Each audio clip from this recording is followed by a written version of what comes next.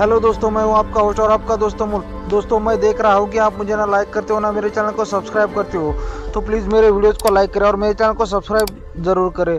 हम जैसे छोटे यूट्यूबर को भी आप सब्सक्राइब किया करो, क्योंकि सब्सक्राइब करने के कोई पैसे नहीं लगते।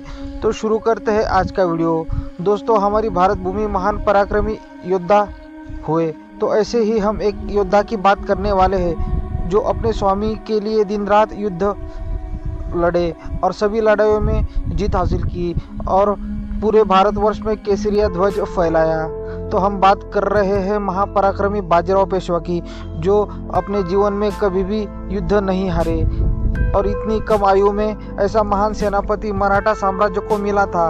उनके जैसा घुड़सवार उस समय शायद ही कोई दूसरा होगा। तो हम बात कर रहे हैं मालवा प्रांत की। मालवा मध्य भारत का एक महत्वपूर्ण क्षेत्र था जो सामरिक और आर्थिक दृष्टि से बेहद महत्वपूर्ण था। ये क्षेत्र मुगल साम्राज्य के अधीन था। मराठा साम्राज्य जो दक्षिण भारत में शक्तिशाली हो चुका था, इसे अपने नियंत्रण में लाने का लक्ष्य रखा।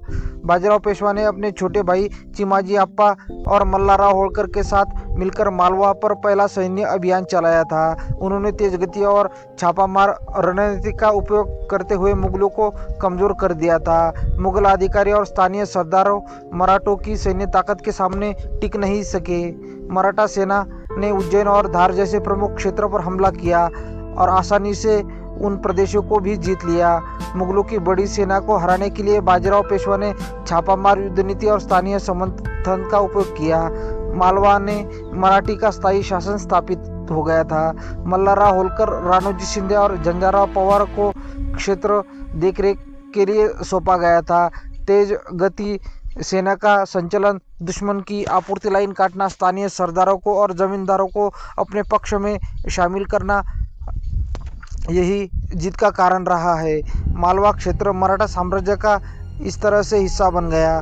ये विजय मुगल सम्राट की गिरावट का संकेत दे रहा था। उत्तर भारत में मराठा साम्राज्य की स्थिति मजबूत हुई। मुगलों ने बुंदेलखंड पर कब्जा कर लिया था, जो बुंदेल राजा छत्रसाल के लिए एक संकट बन गया था। उन्होंने बाजीराव से मदद मांगी। छत्रसाल ने एक पत्र में भेजा जिसमें लिखा था, जो गति गजेंद्र वही गति आज मोही। इसने बाजीराव को बुंदेलखंड की और तेजी से कूच करने के लिए प्रेरित किया और तूफान की रफ्तार से बाजीराव वहां निकल गए। बाजीराव पेशवा ने अपनी सेना के साथ बुंदेलखंड और क्योच कूच किया। मराठी सेना ने मुगल अधिकारी उनकी सहयोगी सेनाओं को हराया। बाजीराव पेशवा ने मुगल सेना को निर्णायक रूप से हराया। छत्रसाल को मुगलों से आज़ादी भी मिल गई। राजा छत्रसाल ने अपनी कृतज्ञता के प्रतीक के रूप में अपने राज्य का एक तिहाई हिस्सा मराठी साम्राज्य को दे दिया था। इसमें झांसी, सागर और कालिंजर जैसे महत्वपूर्ण क्षेत्र शामिल थे।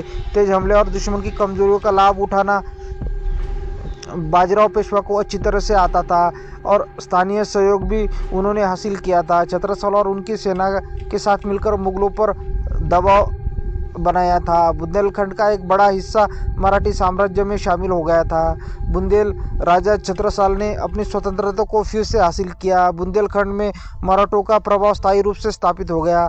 मालवा और बुंदेलखंड अभियान में बाजीराव प्रथम की सैन्य रणनीति, नेतृत्व और उनकी दूरदृष्टि का उत्कृष्ट उदाहरण है। इन अभियानों ने न केवल मराठा साम्राज्य का विस्तार किया, बल्कि मुगलों की गिरती शक्ति को भी उजागर किया। ये दोनों अभियान भारतीय इतिहास में मराठा साम्राज्य के उत्कर्ष और मुगल साम्राज्य के पतन का प्रतीक माने जाते हैं। इस तरह से महान बाजीराव पेशवा ने अपने विजय का परचम पूरे भारतवर्ष में फैलाया और इतिहास में सदा के लिए अमर हो गए। तो ऐसे महान सेनानी को मैं दिल से नमन करता हूँ और आज का वीडियो यही समाप्त करता हूँ। तो फिर मिलते हैं अगली वीडियो में। तब तक के लिए धन्यवाद दोस्तों।